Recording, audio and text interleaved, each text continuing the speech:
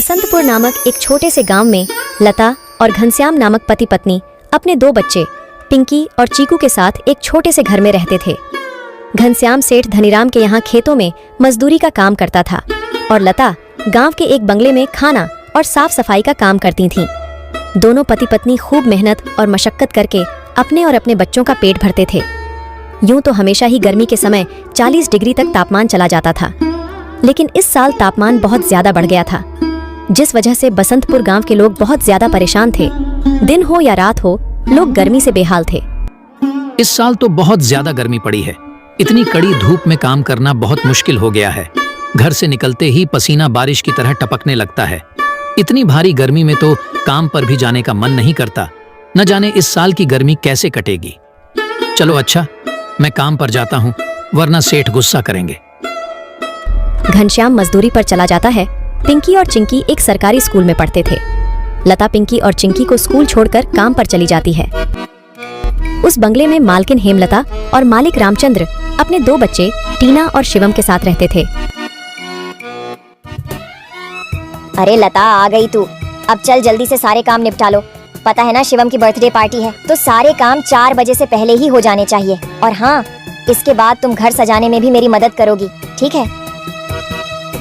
ठीक है मालकिन, मैं पहले जाकर घर के सारे काम निपटा लेती हूँ। इसके बाद घर को सजाने में मैं आपकी मदद करूँगी। ऐसे लता घर के सारे काम करने के बाद हेमलता की घर को सजाने में मदद करती है। हेमलता और लता मिलकर पूरे घर को अच्छी तरह से सजा देते हैं। अच्छा मालकिन, मैंने घर के सारे काम निपटा दिए हैं और पार्टी की सारी तैयारी भी हो गई है, तो अब मैं घर जाती हूँ। हाँ ठीक है, लेकिन पता है ना तुम्हें आज शिवम की बर्थडे पार्टी है, तो तुम शाम को 7 बजे अपने बच्चों के साथ पार्टी में आ जाना। और हाँ, मुझे तुम्हारी थोड़ी मदद की भी जरूरत होगी। ठीक है मालकिन, मैं शाम के समय बच्चों के साथ यहाँ आ जाऊंगी। ऐसा कहकर लता घर चली जाती है और दोनों बच्चों को तैयार करके शाम को 7 बजे पार्टी में आ जाती है। पार्टी बहुत ही शानदार होती है। लता के बच्चे इतना बड़ा घर देखकर कहते हैं, अरे यार चिंकी, यह घर कितना बड़ा है और कितना सुंदर है। बाहर कितनी गर्मी है, फिर भी इनके घर के अंदर कितना ठंड लग रहा है। पिंकी और चिंकी की बातें शिवम सुन लेता है और वह उनसे कहता है, अरे ये घर ठंडा इसलिए लग रहा है क्योंकि हमारे घर में हर कमरे में एसी लगा हुआ है। ओह, मतलब कि एसी लगाने से घर बहुत ठंडा हो जाता है। दीदी, हम भी अपने पिताजी को अपने घर में एसी लगाने के लिए बोलते हैं ना, हमारे घर में भी बहुत ठंडा लगेगा। चलो बच्चों, इधर आओ, केक काटने का टाइम हो गया है। जब केक काटने लगता है तो पिंकी और चिंकी एसी की ठंडी ठंडी हवा खाते खाते शिवम के कमरे की तरफ चले जाते हैं और शिवम के कमरे के बाहर खड़े होकर एसी की ठंडी ठंडी हवा का मजा लेने लगते हैं। एसी की ठंडी ठंडी हवा खाते खाते वह दोनों कमरे के अंदर चले जाते हैं। दीदी, यह कमरा तो सबसे ठंडा है, इसमें कितनी ठंडक है। और दीदी, यह देखो, यह बिस्तर कितना सुंदर है, बिल्कुल मखमल जैसा। दोनों बेड पर बैठ जाते हैं और ठंडी ठंडी हवा का आनंद लेने लगते हैं। देखते ही देखते 15 मिनट बीत जाते हैं और आराम करते करते कब दोनों की आंख लग जाती है, उन्हें पता ही नहीं चलता। इतने ही देर में अचानक से शिवम की बहन टीना कमरे में आ जाती है। वह पिंकी और चिंकी दोनों को शिवम की बेड पर लेटा देखकर जोर से भड़कती है। ये दोनों मेरे कमरे में क्या कर रहे हैं? माँ इधर आओ, देखो ये दोनों मेरे बेड पर क्या कर रहे हैं। टीना की आवाज सुनकर हेमलता कमरे में आती है। तुम दोनों अभी के अभी मेरे बेड से उठो। पिंकी और चिंकी हेमलता की आवाज सुनकर जग जाते हैं। लता भी हेमलता की आवाज सुनकर भागी भागी चली आती है। क्या हुआ मालकिन? आपकी बहुत जोर से नीचे आवाज आ रही थी। क्या हुआ? ये पूछ क्या नहीं हुआ? ये देख नहीं रही तू? तेरे बच्चों ने अपने गंदे मेले बदबूदार कपड़ों से मेरा पूरा बेड गंदा कर दिया। तेरे बच्चों ने एसी देखा नहीं कि सोने चले मेरे बेड पे। हद होती है यार। मैं तो तेरे बच्चों को इसलिए बुलाया था कि इनका भी थोड़ा मन लग जाएगा। इन्होंने कभी ऐसी पार्टी लाइफ में देखी नहीं होगी, ये भी देख लेंगे। पर ये तो अपनी औकात ही भूल गए। ये हमारा घर है, कोई धर्मशाला नहीं कि कोई भी भिखारी हमारे कमरे में आ जाएगा और आकर के सो जाएगा। तू अभी के अभी अपने बच्चों को लेकर निकल यहाँ से। और हाँ, कल से काम पर भी आने की जरूरत नहीं है। मालकिन ऐसा मत करो, मेरी बात तो सुनो। बच्चे नादान हैं। मैं वादा करती हूँ आगे से ऐसा दोबारा नहीं होगा। यह मेरी आखिरी भूल समझकर माफ कर दीजिए मालकिन। मुझे काम से मत निकालिए मालकिन। इस काम के सहारे तो मेरा घर चल रहा है। ये तेरी सर दर्द है, अब तू यहाँ पर काम नहीं कर सकती। अब तू अपने बच्चों को ले और यहाँ से निकाल। हेमलता लता और उसके बच्चों को घर से बाहर निकाल देती है। और आगे से काम पर आने को भी मना कर देती है। अब लता के पास कोई काम नहीं था। घर का सारा भार अब घनश्याम के कंधों पर आ गया था। हे भगवान, आज तो खाना बनाने के लिए आटा भी नहीं है। अब मैं आटा कहाँ से लाऊं? मेरे पास तो अब और पैसे भी नहीं है। और जो तनख्वाह घनश्याम जी को मिली थी वह सब घर खर्चे में खत्म हो गए। मेरा क्या है, मैं तो पानी पीकर भी सो जाऊंगी, पर बच्चों को क्या? भूखे पेट इन्हें नींद कैसे आएगी? आ गए आप, घर में राशन खत्म हो गया है। आज खाने में कुछ नहीं बना है। कोई बात नहीं, खाना आज मैं अपने साथ लेकर आया हूँ। सेठ जी के यहाँ पर आज दावत थी तो उन्होंने कुछ खाना बच्चों के लिए भी भिजवा दिया है। ऐसे उस रात तो वह सभी खाना खाकर सो जाते हैं। अगली सुबह लता फिर से अपनी मालकिन हेमलता के घर जाती है और उससे थोड़े पैसे उधार मांगती है। मालकिन, मेरे घर में खाने के लिए एक अनाज का दाना भी नहीं है। कृपया आप मुझे थोड़े से पैसे उधार दे दीजिए। तुझे देने के लिए मेरे पास कोई पैसे वैसे नहीं है। मैंने तुझे पहले ही काम से निकाल दिया था, फिर तेरी यहाँ आने की हिम्मत कैसे हुई? जा निकल यहाँ से और आइंदा यहाँ पर अपनी शक्ल मत दिखाइयो। हेमलता की कड़वी बातें सुनकर लता घर वापस जाने लगती है। तभी उसे रास्ते में एक पोस्टर दिखाई देता है। उस पोस्टर को देखकर लता वहीं रुक जाती है। पकोड़े बनाने वाले की जरूरत है। अधिक जानकारी के लिए इस दिए गए नंबर पर कॉल करें। पकोड़े बनाने तो मुझे आता है। अगर यहाँ मेरी नौकरी लग जाए तो घर का खर्च चलाने के लिए कुछ पैसे आ जाएंगे। ऐसा सोचकर लता उस पते पर पहुँच जाती है।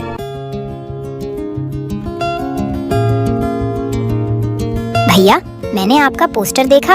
आपको किसी पकोड़े बनाने वाले की जरूरत है? हाँ, जरूर तो है। तुम पकोड़ा बना लोगी। क्या तुम्हें पकोड़े बनाने आते हैं?